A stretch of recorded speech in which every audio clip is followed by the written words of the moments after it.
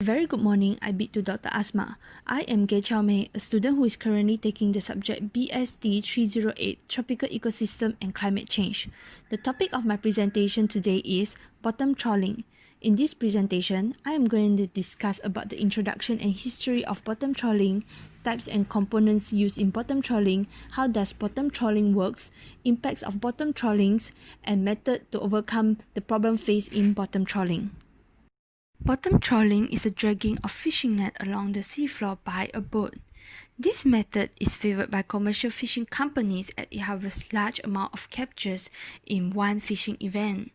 Bottom trawling can be operated in wide ranges of depths from a few meters to 2,000 meters, which is mainly at the continental shelves or slopes in the sea.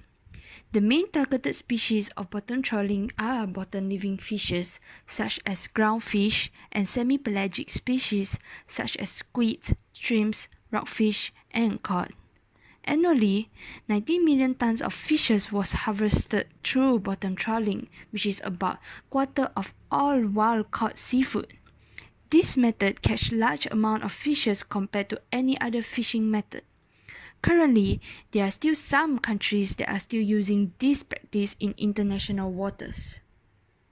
Bottom trawling can be dated back as early as 1376, where fishermen raised complaints and concerns about destructions and wasteful fishing habits of bottom trawling. Therefore, bottom trawling is one of the most controversial fishing methods.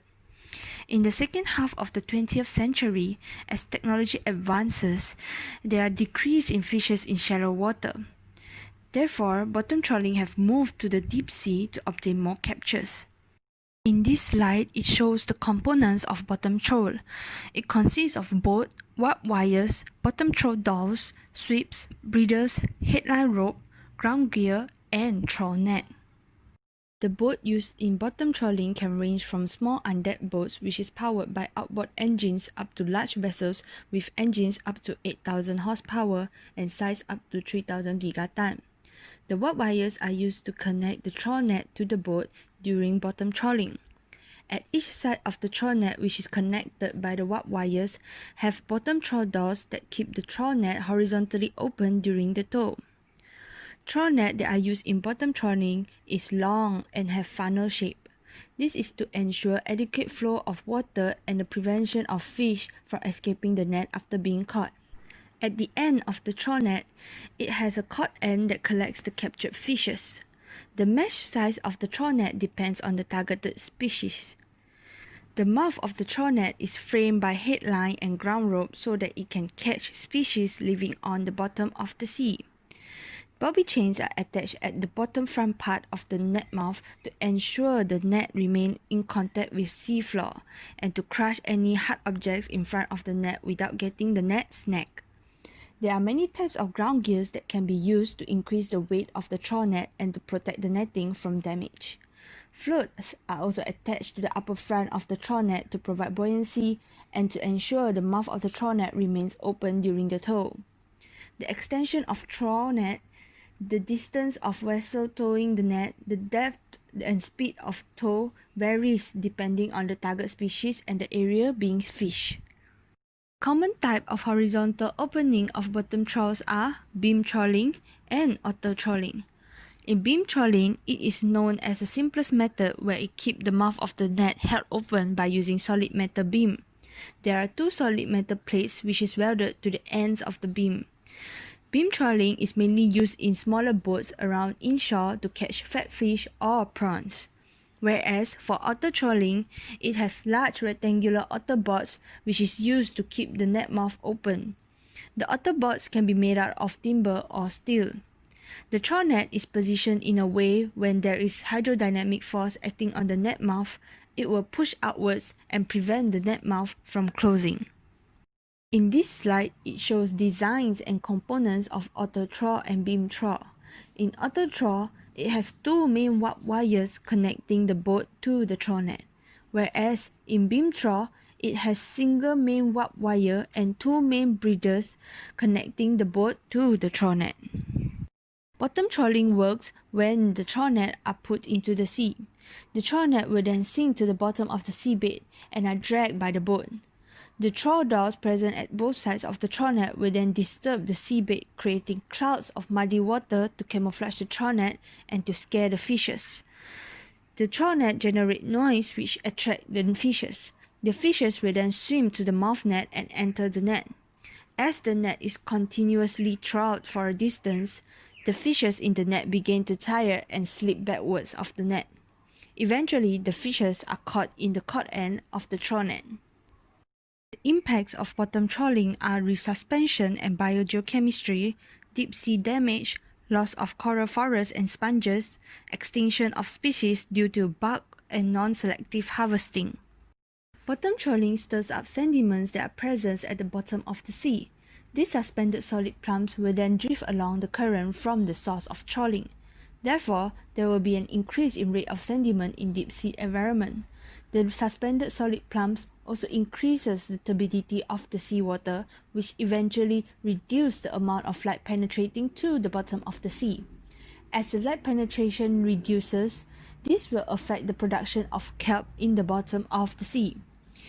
To add on, bottom trawling will mix the persistent organic pollutants into the plankton ecology. The fishes or organisms living in the sea will then eat the planktons, and this will come back into the food chain where humans acquire their food supplies from the sea. In shallow sediments, phosphorus is found high in concentration. Therefore, when phosphorus is resuspended, it will introduce oxygen demand into the water column, thus making the water always oxygen deficient, and eventually the water will become dead zone. Furthermore, bottom trawling will resuspend and bury biological recyclable organic matter, change the nutrient flow and carbon in food chain, thereby altering the geomorphological landscapes. Bottom trawling also introduces harmful algae blooms in the sea. Over time, the seabed is moved and it cannot hold nutrients that are vital for the marine life. Based on the report from Secretary General of United Nations in 2006, 95% of damage on seamount ecosystem are caused by deep sea bottom trawling. More than 90% of coral colony perishes and up to 2/3 of sponges are damaged due to the passage of trawl net. Bottom trawling destroys the seafloor by taking away the whole ecosystem, which is used as food and shelter for many species. As coral forests are destroyed by trawler, they are no longer nurseries for juvenile fishes and other vertebrates on seamounts. Furthermore, seamounts are important for communities living in the sea as it acts as a vital stop-off point for migratory species and navigation for their journeys. Trawlers usually target seamounts as it is known as a hotspot for fishes and marine life living there. The destroyed seamounts, corals, and sponges will reduce the spawning, nursery, shelter, protection, and food of the community living in the sea. The destruction caused by bottom trawling is permanent and takes a long time to form back. Bottom trawling also leaves trawling footprints which can be seen from the satellite above the Earth. As we all know, bottom trawling catch large amount of harvest in one fishing event. Bulk harvesting of organisms causes ecological problems, unbalanced natural level of each species in ecosystem, and affect the reproductive capabilities of these organisms. In addition, turtles, juvenile fishes, invertebrates, and deep sea corals are victims of bulk harvesting as they are accidentally harvested as the net trawls through the seafloor. The early captured fishes that are present in the caught end end up being crushed under the weight of the fishes that are gathered in the net, thus causing the catch to be damaged and poor quality, which eventually fetch low returns. Bottom trawling also harvests non-selective organisms as it captures varieties of finfish and other organisms that are not their target species.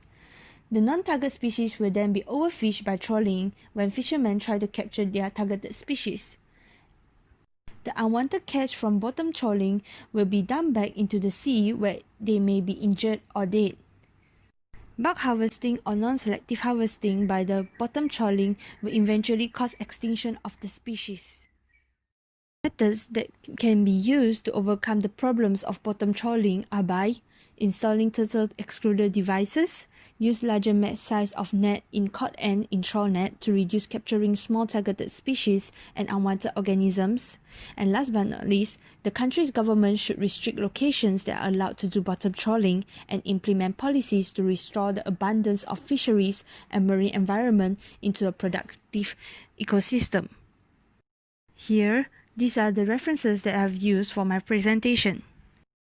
That's all for my presentation on bottom trawling. Thank you.